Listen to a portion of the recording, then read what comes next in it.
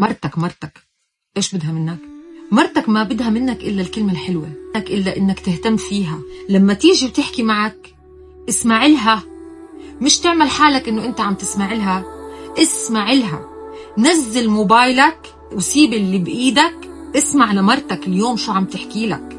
حسسها إنك أنت معها، وحسسها إنك أنت عارف قيمتها بحياتك. الاحترام، تحترم رأيها، تحترم صوتها، شكلها، بتحترم تعبها، بتحترم وقفتها، بتحترم تربيتها لأولادك. مش بس بالحكي، بالفعل. والله هيني عم بقول لك رح تكون معك بالمرة قبل الحلوة، وهون انت نفسك رح تحس انه في إلك سند بالحياة. طالبة اشي تاني، هي طالبة اهتمام، احترام، امان. جوزها حبيبها مقدرها، جوزها حبيبها موفر لها الأمان. خليها تكون واثقة فيك إنه ما في إشي بالدنيا رح يجي عليها طول ما أنت عايش. رح تطلع أحلى ما فيك، أحلى ما فيك رح يطلع.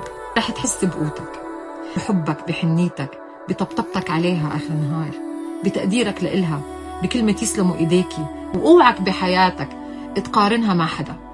الغريبة مش أحسن من مرتك، اللي عارفة همك ووجعك وتعبك وواقفة معك وساندتك، وهي ظهرك زي ما انت ظهرها، هي ظهرك. بس تذكر هالكلمة وشوف كيف حياتك رح تتغير.